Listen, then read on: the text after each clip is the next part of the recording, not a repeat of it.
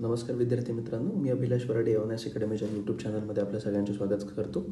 आजच्या व्हिडिओमध्ये आपण बघणार आहोत की MPSC राज्यसेवा 2023च्या नवीन पॅटर्ननुसार शॉर्ट नोट्स कशा बनवाव्यात. ठीक आहे, हे बघा की बेसिकली शॉर्ट नोट्सचं महत्त्व काय आहे, काय नाही आहे हे आपण पहिले बघू. ठीक आहे, त्यानंतर कशा पद्धतीनं नोट्स बनवल्या नाही पाहिजे त्यावर आपण विशेष लक्ष देऊ.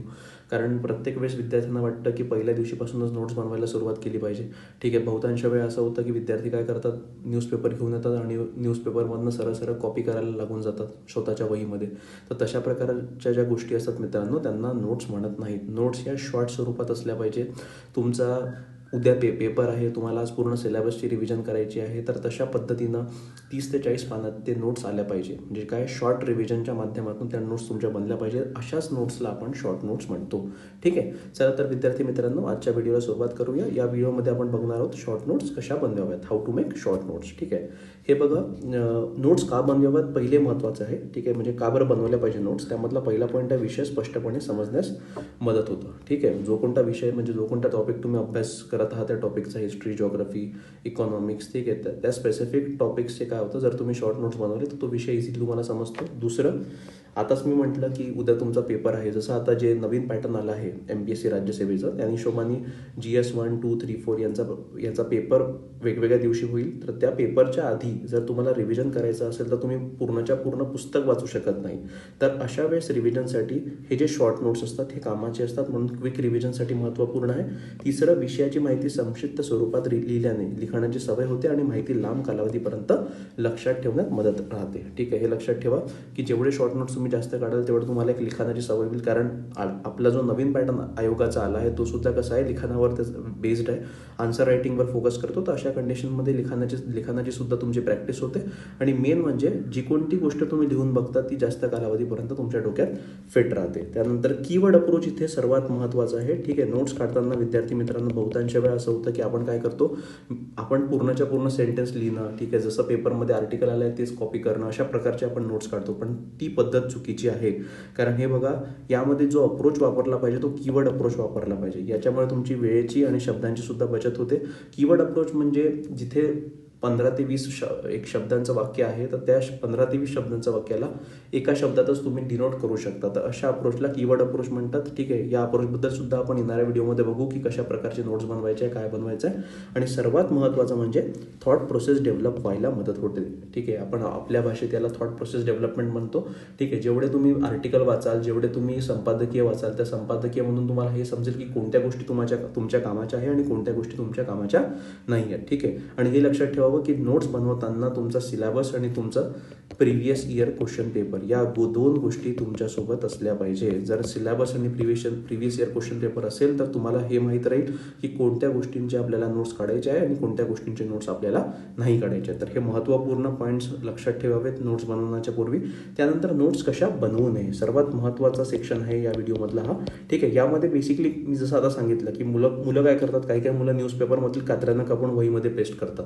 ठीक आहे, म्हणजे काय की गठ्ठेच्या गठ्ठे बनवतात. एकाच महिन्याचे त्यांचे नोट्स जे जवळपास 200 ते 250 पानांचे चालले जातात. आता एकंदरीत तुम्हाला वर्षभराचे नोट्स बनवायचे राहिले तर 1200 ते 1500 पानं जे आहेत तेवढे गलेलठ्ठ तुमचे नोट्स होतील. आणि ते नोट्स रिवाईज होतील का, तर बिलकुल नाही. तर हे लक्षात ठेवा, न्यूजपेपरमधील कात्र्यानं कापणं ही चुकीची पद्धत आहे. तुम्ही लहानपणी जर करत असाल तर बिलकुलही याचा अवलंब करू नका. ठीक आहे, त्यानंतर दुसरा पॉईंट आहे उत्तर लिखाणात कामात न येणारा फॅक्च्युअल डेटा. ठीक आहे, आता काय होतं, बहुतांश वेळा फॉर एक्झाम्पल एक उदाहरण जर मी द्यायला गेलो आता, तर युक्रेन आणि रशियाचा वॉर सुरू आहे. तर दररोज माहिती येते की युक्रेनचे अमुक अमुक जे हे आहे सोल्जर्स आहेत ते मारले गेले, रशियाचे इतके सैनिक मारले गेले. तर हे बेसिकली जे आता हा जो डेटा येऊन राहिला, कधी असं होतं की मुलं नोट्स बनवण्याच्या नादात हा सुद्धा डेटा लिहून टाकतात की इथे प्लेन क्रॅश झाला, त्याच्यात एवढे लोक मेले, अफगाणिस्तानमध्ये एवढं बॉम्बस्फोटमध्ये एवढे लोक मारण्यात आले. तर बेटा, अशा प्रकारचे जे फॅक्च्युअल नोट्स आहे किंवा अशा प्रकारचे जो फॅक्च्युअल डेटा आहे तो आपल्या कोणत्याच कामाचा नाही आहे आणि तो कुठेही आपल्याला उपयोगात येणारा नसतो. ठीक आहे, कोणता फॅक्च्युअल डेटा कामाचा आहे हे सुद्धा आपण बघू. ठीक आहे, त्यानंतर तिसरं, वृत्तपत्रात आलेली माहिती जशीच्या तशीच नोट्स म्हणून उतरवणे. मी आता जसं म्हटलं की झेरॉक्स करू नका. ठीक आहे, जर तुम्हाला झेरॉक्स करायचं असेल तर तुम्ही मार्केटमध्ये किंवा कोणत्याही दुकानावर जाऊन झेरॉक्स प्रिंट करू शकता. ठीक आहे, तर तीच मेहनत जी पेपरवाले करत आहे तीच तुम्ही करू नका, त्याचा तुम्हाला काहीही फायदा होणार नाही. ठीक आहे, हे बघा मित्रांनो, तुमच्या ज्या नोट्स असल्या पाहिजे त्या तुमच्या भाषेत असल्या पाहिजे, तुमच्या स्वतःच्या शब्दात असल्या पाहिजे. म्हणजे काय, पहिल्यांदा आपण रीडिंग केल्यानंतर स्वतः आपल्याला जी न्यूज समजली आहे ती न्यूज आपण स्वतःच्या भाषेमध्ये व्यक्त करता आपल्याला आली पाहिजे. त्यानंतर पहिल्या दिवशीपासून नोट्स बनवणे सर्वात महत्त्वाचं. मी आता त्याचा उल्लेख केला की मुलं काय करतात, सुरुवात जशी झाली तशीच दुसऱ्या दिवशीपासून पेपर आणून नोट्स काढायला सुरुवात करून देतात, किंवा कोणताही सब्जेक्ट पहिली रीडिंग करण्याच्या पूर्वीच नोट्स काढण्याला सुरुवात करतात. ही चुकीची पद्धत आहे विद्यार्थी मित्रांनो. हे बघा, चुकीच्या सवयी आपल्याला फार लवकर लागतात. म्हणून कोणतीही गोष्ट करताना पहिले ती कशी करावी, काय करावी याचं गांभीर्य समजूनच त्याला सुरुवात करणं. ठीक आहे, कधी करायची, काय करायची याचं मार्गदर्शन सुद्धा आम्ही करू. त्यानंतर स्टॉप मेकिंग बल्की नोट्स. ठीक आहे, जसं मी आता म्हटलं की गलेलठ्ठ नोट्स बनवतात, न्यूजपेपरमधील कातरानं कापून नोट्स बनवले जाते. इव्हन नोट्स बनवण्याच्या नावावर वेगवेगळा डेटा कलेक्ट केला जातो, पूर्ण सेंटेन्स लिहिले जातात. तर ही सुद्धा पद्धत फार चुकीची आहे, कारण त्यामध्ये सुद्धा तुमचे नोट्स महिन्याचे अंदाजे 100 ते 150 पानांपर्यंत जाऊ शकतात. म्हणजे वर्षभराचे जर पकडले तर परत 1200 पानं, आणि 1200 पानं एक दिवसामध्ये रिव्हिजन करणं अशक्य गोष्ट आहे. तर अशा पद्धतीनं बिलकुलही नोट्स बनवू नये. त्यानंतर येऊया नोट्स बनवण्याची सुरुवात कधी करावी. तर हे बघा विद्यार्थी मित्रांनो, विषयाची फर्स्ट रीडिंग करताना नोट्स बनवले सर्वप्रथम. ठीक आहे, म्हणजे पहिली रीडिंग झाल्याशिवाय तुम्ही नोट्स बनवणं चुकीचं आहे. पहिली रीडिंग करा, जेवढे काही तुमचे सब्जेक्ट्स आहेत त्याची मिनिमम एकदा रीडिंग करा, आणि त्यानंतर दुसऱ्या रीडिंगमध्ये तुम्ही नोट्स काढू शकता. प्रत्येक विषयाचे नोट्स बनवणे टाळावे, सर्वात इम्पॉर्टंट आहे. ठीक आहे, बहुतांच्या वेळा असं होतं की सर स्टेट बोर्डाचे नोट्स आम्ही बनवू का, ठीक आहे, किंवा NCERTचे नोट्स आम्ही बनवू का. तर त्यामध्ये आमचं असं सरळ सांगणं राहतं की स्टेट बोर्ड झालं किंवा NCERT झालं, हे ऑलरेडी स्वतःमध्ये नोट्स आहे मित्रांनो. ठीक आहे, तर याची प्रत्येक विषयाची नोट्स बनवण्याची काही गरज नाही आहे. जिथे तुम्हाला वाटतं की या स्पेसिफिक सब्जेक्टचं नोट्स बनवलं पाहिजे तिथेच तुम्ही नोट्स बनवा. जसं की आता उदाहरण देतो म्हटलं तर इतिहास आहे. इतिहासाचा जर तुम्ही आता म्हणजे अभ्यास करतो म्हटलं तर स्पेक्ट्रम नावाचे एक पुस्तक इंग्रजीमधून आहे, किंवा समाधान महाजन यांची पुस्तक मराठीतून आहे. तर त्या विषयाचं तुम्ही एक शॉर्टर पद्धतीने नोट्स कंपाईल करू शकता. म्हणजे 20 ते 25 पानापर्यंत तुम्ही नोट्स बनवू शकता, की जेणेकरून उद्या जर तुमचा GS1चा पेपर आहे तर त्याच्या आदल्या रात्री तुम्ही काय करू शकता, रिवाईज करू शकता. तर अशा पद्धतीने तुम्ही नोट्स बनवले पाहिजे. नोट्स बनवताना महत्त्वाचे कीवर्ड्स आणि सिम्पल डिस्क्रिप्शन यावर फोकस करावा. ठीक आहे, जसं मी आता आधीच्या स्लाइडमध्ये सांगितलं की कीवर्ड अप्रोच तुम्हाला फॉलो करायचं आहे, आणि सिम्पल डिस्क्रिप्शन म्हणजे काय, तर पूर्णच्या पूर्ण तुम्हाला त्याचं काही वर्णन नाही करायचं आहे. ठीक आहे, ते सुद्धा तुमचं कीवर्ड अप्रोचमध्येच असलं पाहिजे. ठीक आहे, म्हणजे इथं जर मी म्हणायला गेलो तर एक पॅराग्राफ एक लाईन अशा पद्धतीचे तुमचे नोट्स असले पाहिजे. जर त्या स्पेसिफिक संपादकीयामध्ये एक जर पॅराग्राफ आलेला असेल तर त्या एका पॅराग्राफला तुम्हाला तुमच्या नोट्स बनवताना एकाच लाईनमध्ये तुम्हाला उतरवायचा आहे. ठीक आहे, आणि तुमचा जो सिलेबस आहे तो तुम्हाला टॉपिक्स आणि सब टॉपिक्समध्ये डिवाइड करायचा आहे, जेणेकरून तुम्हाला कळेल की कोणत्या टॉपिकचे तुम्हाला नोट्स बनवायचे आहे आणि कोणत्या टॉपिकचे तुम्हाला नोट्स नाही बनवायचे आहे. हे सर्वात महत्त्वाचं आहे. त्यानंतर नोट्स कशा बनवाव्यात. ठीक आहे, हे लक्षात ठेवा. पहिले तर कन्फ्युजन असं होतं की विद्यार्थी काय करतात की सर मी एका वहीमध्ये नोट्स बनवू की मी A4 शीट्सवर नोट्स बनवू. तर हे लक्षात ठेवा, दोन्ही पद्धत बरोबर आहे. A4 साईजच्या ब्लँक शीटवर सुद्धा तुम्ही नोट्स बनवू शकता, किंवा एक सेपरेट नोटबुक्स बनवून सुद्धा तुम्ही नोट्स बनवू शकता. ठीक आहे, आता जसं GS1, GS2, GS3 आणि GS4 आता 4 GS झालेले आहेत. तुम्ही असं करू शकता की प्रत्येक GSसाठी 200 पानाचं वेगळं एक रजिस्टर घेऊ शकता. ठीक आहे, त्यामध्ये मग GS1चे जे काही सब्जेक्ट आहेत त्या 200 पानात डिवाइड करून, GS2चे 200 पानात डिवाइड करून, GS3चे 200 पानात डिवाइड करून तसे कंपार्टमेंट तुम्ही तिथं बनवू शकता. ठीक आहे, हे तुम्ही नोटबुक बनवू शकता.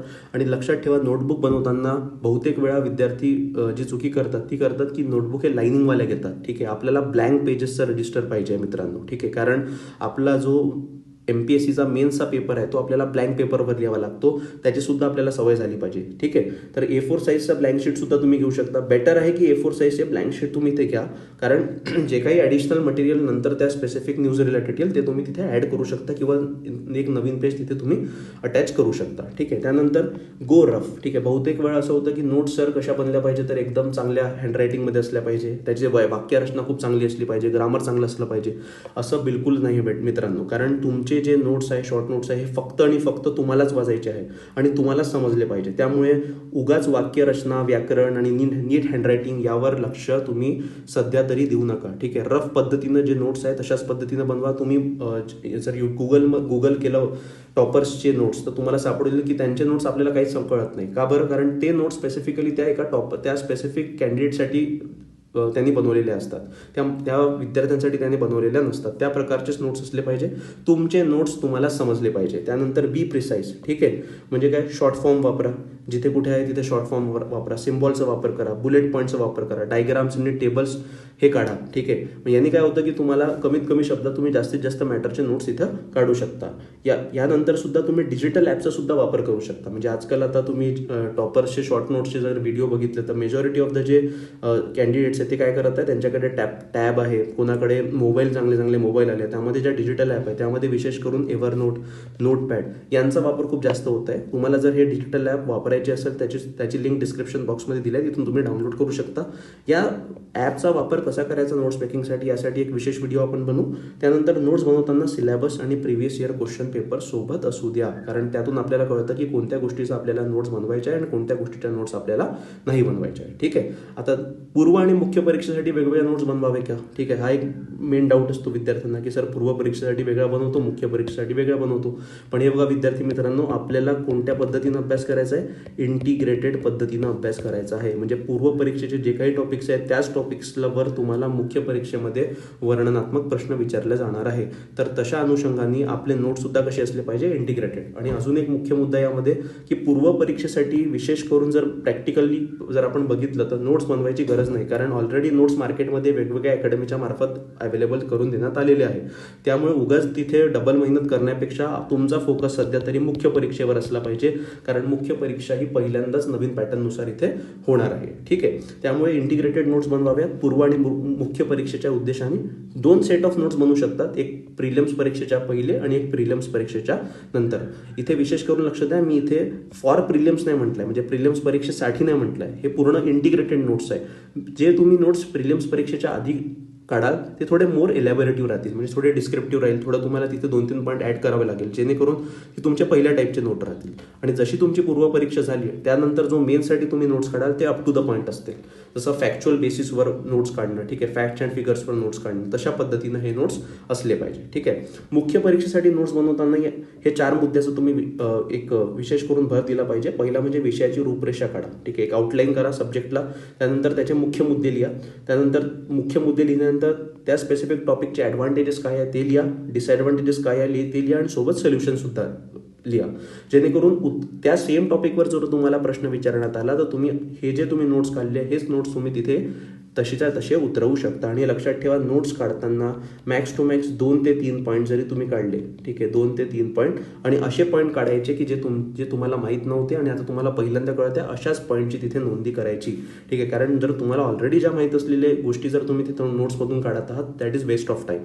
आणि यामध्ये विशेष करून मुख्य परीक्षेसाठी नोट्स काढताना फॅक्ट्स आणि फिगर्सवर जास्त फोकस करा. एक उदाहरण देतो म्हटलं तर जसं आता हेल्थवर एखादा प्रश्न विचारलाच गेला, ठीक आहे, भारतीय लोकांची हेल्थ कशी आहे, तर त्यावर सपोज ट्युबरक्युलोसिसवर प्रश्न आला किंवा एड्सवर प्रश्न आला, तर अशा वेळेस तुम्हाला भारतामध्ये ट्युबरक्युलोसिसनी ग्रस्त किती लोक आहे यांची संख्या माहीत पाहिजे, किंवा एड्सनी किती लोक ग्रस्त आहे यांची संख्या माहीत पाहिजे, जेणेकरून आपल्याला एक आकडेवारी, एक अंदाज तिथे मांडता आला पाहिजे. कारण असे जेव्हा फॅक्ट्स अँड फिगर्स तुम्ही त्या उत्तर लिखाणात तिथे मेन्शन करता, त्यामुळे तुमच्या उत्तर लिखाणाला जास्तीत जास्त मार्क मिळण्याचे चान्सेस तिथे राहतात. तर असे फॅक्ट्स अँड फिगर्स पेपरमध्ये आले तर नक्की तुम्ही काय करा, त्याला नोंदवून ठेवा. किंवा वेगवेगळे रिपोर्ट्स येतात, ठीक आहे, ह्युमन डेव्हलपमेंट इंडेक्स झाला, HDI झाला, किंवा आपला हंगर इंडेक्स झाला, त्या संदर्भात भारताचा रँक किती आहे, काय आहे, याची सुद्धा तुम्ही काय करू शकता, माहिती लिहून ठेवू शकता. जेणेकरून जर प्रश्न आला तसा उत्तर लिखाणावर तर तुम्ही काय करू शकता, सरळ तो डेटा तिथं तुम्ही उतरवू शकता. ठीक आहे, त्यानंतर एक उदाहरण जर देतो म्हटलं तर काय, आता एक इथे नोट्स मी आणलेले आहे, भारतात अंधश्रद्धेपोटी होणाऱ्या हत्यांचे प्रमाण. ठीक आहे, आता जर मी याचे नोट्स काढतो म्हटलं तर काय, हा डेटा कोणी पब्लिश केला? NCRB, नॅशनल क्राईम रेकॉर्ड ब्युरोने हा डेटा पब्लिश केला आहे. आता 2021चा डेटा मला माहीत पाहिजे की अंदाजे जर पकडलं तर 6 मृत्यू मानवी यज्ञांशी निगडीत होते, तर जादूटोना हा 68 हत्येचा हेतू होता. ठीक आहे, तर यामध्ये आपण एक वरवर जर मी जर मी एक नोट्स काढतो म्हटलं तर मी काय म्हणू शकतो की जवळपास 50 ते 100 लोकांची हत्या कशामुळे झाली आहे, या अंधश्रद्धेमुळे 50 ते 100 लोक मारले गेले आहेत. ठीक आहे, तर हा एक डेटा माझ्याकडे आला. त्यानंतर दुसरं महत्त्वाचं काय, 2020चा डेटा मला लक्षात ठेवायचा नाही आहे. त्यानंतर कुठे ह्या ज्या जादूटोना रिलेटेड हत्या आहे कोणत्या राज्यामध्ये सर्वात जास्त झाल्या आहेत, तर ते आहे छत्तीसगड, मध्य प्रदेश आणि तेलंगणा. हे 3 स्टेटचे नावं मी तिथे लिहून ठेवेल.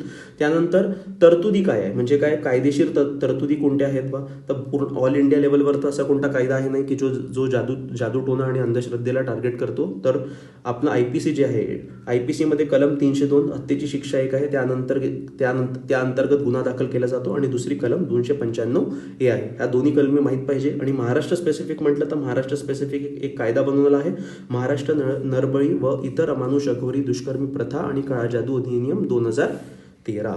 ठीक आहे, याबद्दल आपल्याला माहित पाहिजे. इव्हन जे आर्टिकल येतात त्यामध्ये सोल्युशनही दिलेले राहतात की सरकारने एवढं केलं पण अजूनही अंधश्रद्धा किंवा जे जादूटोना रिलेटेड ज्या डेथ्स आहेत त्या अजून काही कमी झाल्या नाही आहे. तर मग अशा परिस्थितीत सरकारने अजून कोणते उपाययोजना केल्या पाहिजे त्या सुद्धा आपल्या नोट्समध्ये तिथं आल्या पाहिजे. म्हणजे जर मी एवढ्या पूर्णच्या नोट्स काढतो म्हटलं तर हार्ट टू हार्ट 10 ते 15 शब्दात माझ्या नोट्स तिथे येऊन जाईल. तर अशा पद्धतीच्या शॉर्ट नोट्स आपल्याला करायच्या विद्यार्थी मित्रांनो. ठीक आहे, या संदर्भात अजून आपण पुढच्या व्हिडिओमध्ये सुद्धा बघू की बेसिकली नोट्स कसे असले पाहिजे, काय असले पाहिजे, त्यामध्ये आपण उदाहरणांसोबत तिथे डिस्कस करू. तर या व्हिडिओमध्ये इतकंच विद्यार्थी मित्रांनो, धन्यवाद.